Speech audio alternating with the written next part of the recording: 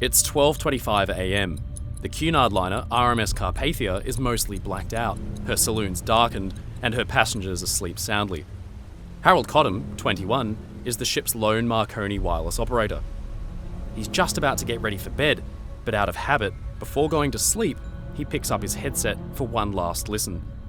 He's surprised to hear that the brand new luxury liner RMS Titanic, on her maiden voyage across the Atlantic, has fallen silent, so he sits down at his desk to call up the bigger ship's wireless operator. "Good morning, old man," he taps out on the key. "Do you know that there are dispatches for you at Cape Cod?" The response he receives is chilling. "CQD, CQD, SOS, SOS, CQD, SOS. Come at once. We have struck a berg."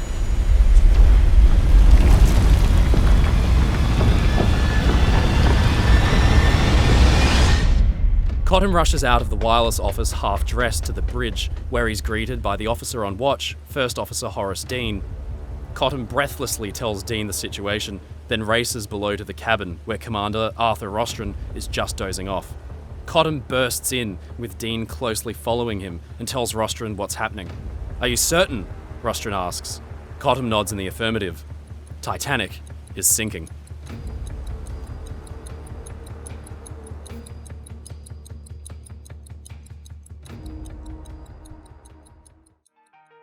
In April of 1912, the RMS Carpathia was just shy of 10 years old. On her introduction, she had been on the Boston to Liverpool service, but was placed eventually on a run from New York that called on the Mediterranean ports of Gibraltar, Algiers, Trieste and Fiume. At the time of her launch in 1902, she was one of the largest ships in the Cunard fleet. She was a modest, comfortable and practical ship for Cunard, intended to carry a vast amount of cargo across the Atlantic, as well as a complement of passengers. On Thursday, April 11th, 1912, Carpathia had pulled away from the Cunard pier in New York, bound for Fiume. The ship was commanded by her veteran skipper Arthur Rostron, who had started his career at sea way back in 1884. He had joined Cunard as a junior officer on the Umbria, and over the next few years served across the Cunard fleet, gaining promotion along the way. His first passenger ship command was Pannonia on the New York to Mediterranean run, and in January 1912, he was given command of the Carpathia. The ship was rugged and reliable, with a reputation for good seakeeping and little rolling, thanks to her proportionally wide beam. Rostron found himself in command of a happy, reliable, and popular combination cargo passenger liner, whose career until then had been thankfully uneventful and typical. But for Rostron and the Carpathia, things were about to change. Carpathia had spent 3 quiet days at sea, steaming along on her steady service speed of 14 knots. Aboard her were some notable passengers, including the American painters Emma Lambert Cooper and her husband, Colin Campbell Cooper. Her 300-strong crew was led by 6 officers, which included in their midst a promising young man named James Bissett. He was Carpathia's second officer that voyage, and he would one day go on to become Cunard's Commodore, commanding the likes of Queen Mary and Queen Elizabeth. But in April 1912, he was merely an aspiring young officer on the bridge of Carpathia, as she traversed the Atlantic on a great circle course from Sandy Hook to Gibraltar. Carpathia, whose passengers were not in any huge rush, offset her modest speed by sailing a great circle course, managing about 336 miles on the 3rd day at sea. By April 14th, the liner had made it about 1,000 miles out of New York and was 3 days into her 10-day voyage. Then, at 9 a.m, something interesting happened. Carpathia received an ice warning. At this early stage of the wireless apparatus's life, the Marconi device largely existed for the benefit of passenger messages, and radio operators, who were mostly technology enthusiasts, not unlike today's computer geeks, were employees of the Marconi company directly. They were not expected to be on station at all times, and on smaller liners there was usually only one Marconi operator on board.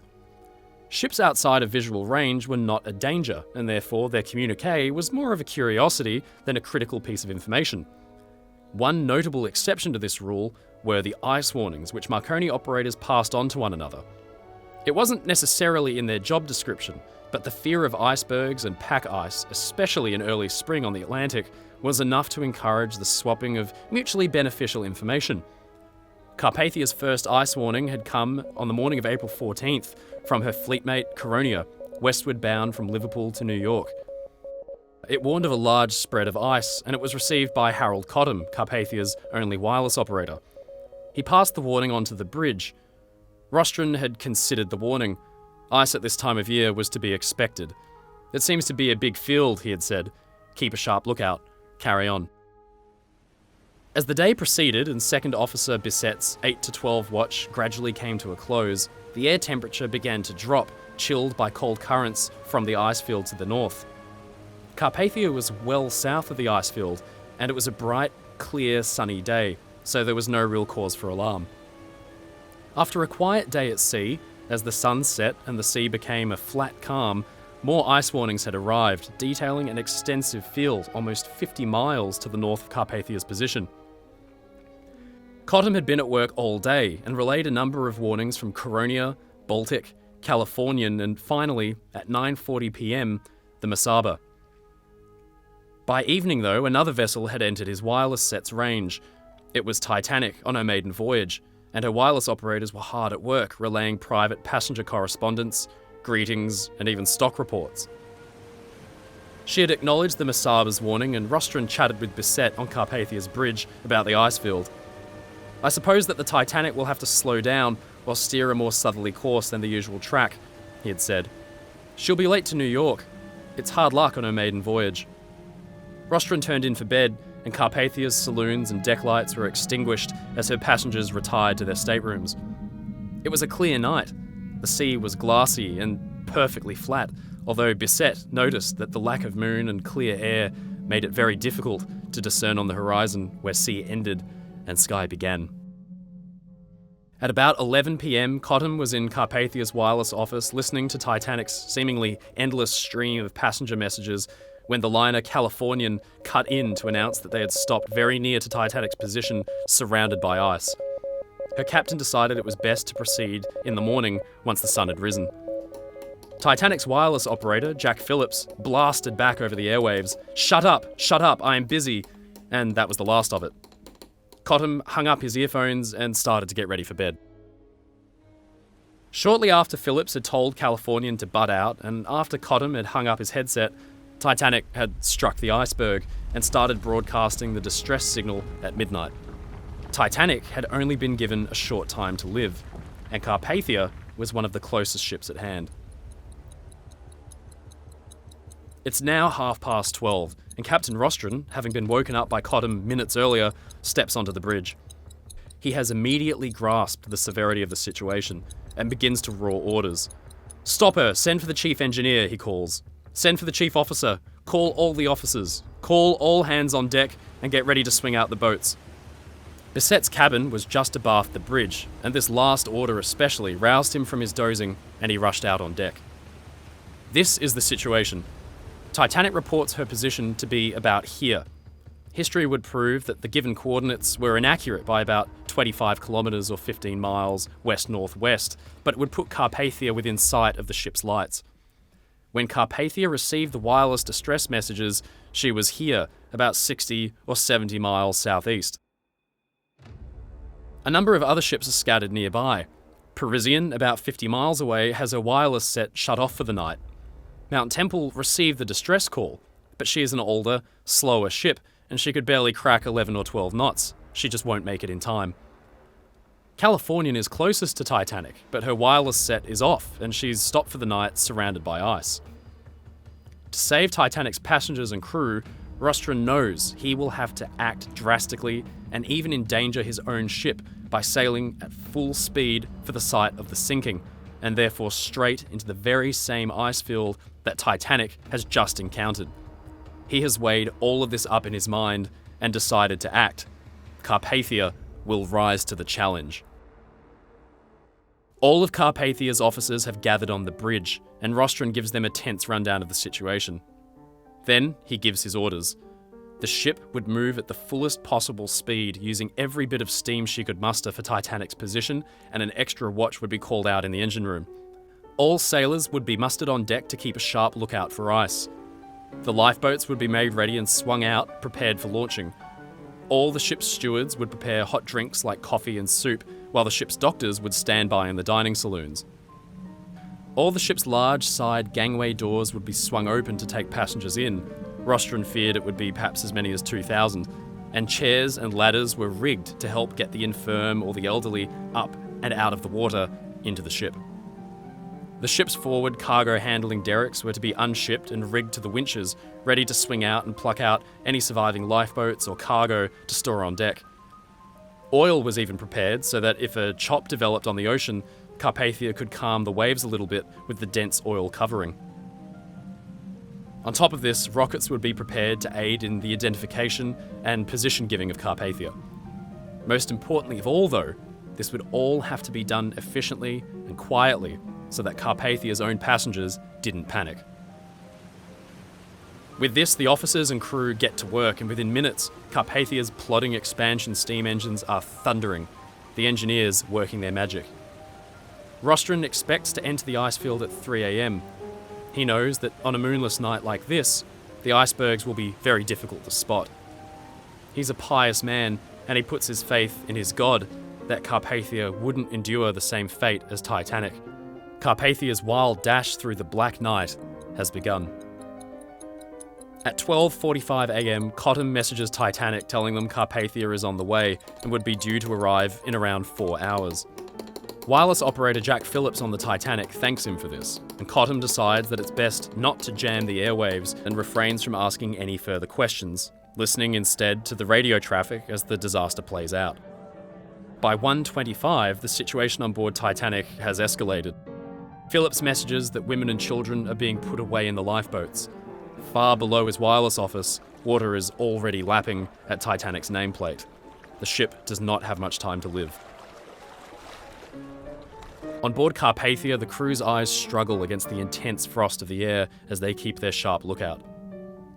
All of Rostron's orders have been completed, and the ship is moving ahead at full speed. Her regular service speed was a modest 14 knots, but it seems likely her engineers may have been able to squeeze 15 or 16 knots out of the engines. Rostron cannot know for certain whether or not his own ship will fall foul of an iceberg like Titanic had. He puts his faith entirely in good fortune. Forward, a dozen pairs of eyes are searching the horizon for icebergs. At 1:45 a.m, Phillips on Titanic sends a chilling message. Come as quickly as possible, engine room filling up to the boilers. Until now, Rostron had expected Titanic to be badly damaged, but assumed that she would remain afloat, that all of her passengers and all of her crew, the mail and light cargo, would maybe need to be transferred to Carpathia and any other ships which had arrived on station. Now he is confronted with a horrifying possibility that there may not be a ship left afloat by the time Carpathia arrives. There's nothing for it but to charge ahead blindly into the night and pray for the best. By 1:45 a.m, Cottam notices that Titanic's signal strength has become weaker, and 20 minutes later, at 2:05 a.m, the wireless communication has stopped entirely. Titanic is silent.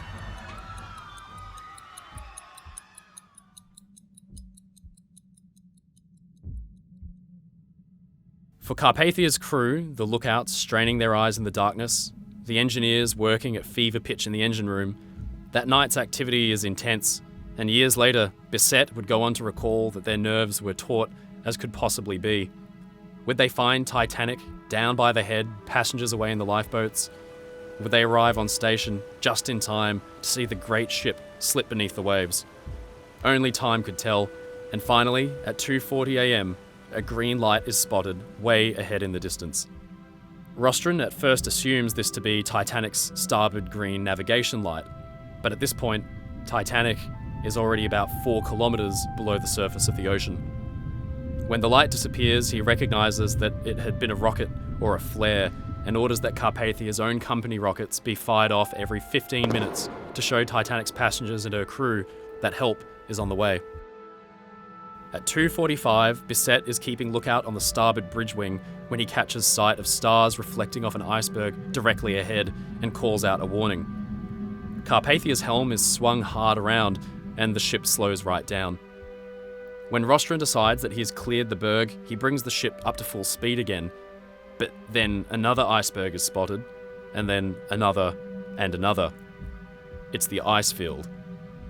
Carpathia now begins to zigzag between ever-growing numbers of icebergs. It must seem incredible to Rostron that Titanic's master had sailed the ship at full speed into this dense field of ice. Smaller growlers begin to scrape along Carpathia's hull plates, and at 3:30, the ship's speed is reduced from half to slow ahead as the going gets tougher. Green flares are spotted at intervals on the horizon, but there's no sight of Titanic's masthead or navigation lights. Carpathia is only 12 miles away from Titanic's given position. She should be in sight. Then a solid green flare is spotted low on the horizon, and as the sky slowly begins to lighten with the early morning, Carpathia inches towards it. It's a lifeboat. Carpathia has arrived on scene. Rescuing this first lone boat itself is no easy task. Rostron intended to take its occupants on board from his port side, where the Carpathia's bulk would provide shelter from the breeze and choppy seas. But at the last minute, an iceberg loomed out of the murky light, and Carpathia was still moving slowly ahead with her engines stopped, carried only by momentum. Rostron orders the helm hard over to starboard and swings his ship around, so the little boat arrives on Carpathia's starboard side. Disaster has only narrowly been averted. The wooden boat is only 25 feet long, and to the curious onlookers aboard the decks of the Oceanliner, it must have looked like a toy drifting all alone on the vast Atlantic Ocean. It was only an emergency cutter swung out at all times in the event of a man overboard call, and huddled on the boat's thwarts are about 18 people, numbed by cold and feeling very seasick. On the lifeboat's bow is a metal nameplate reading Titanic. Its occupants, having spent that whole dark, moonless night alone in the middle of the ocean, stare up in bewilderment and gratitude at the black steel hull and tall red funnel of a Cunard steamship. That ship's name is Carpathia, and that night she and her crew have achieved something truly remarkable.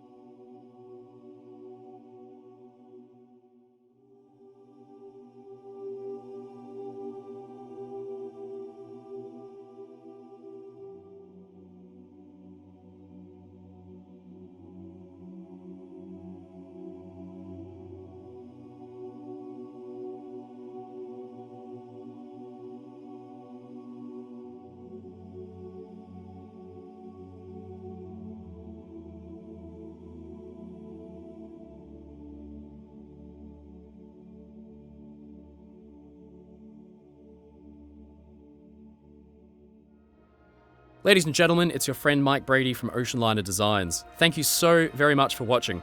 These videos are a lot of fun to make, and I really enjoy reading all of the comments and thoughts. I wanted to thank all my new subscribers. Every one of you is really helping my channel to grow. If you wanted to support me in my work, please think about subscribing to the channel or visit my Patreon. This video was brought to you by the patrons of Oceanliner Designs. We have a great little community and would love to welcome you aboard. Until then, as always, stay safe, stay happy, and I'll see you again next time.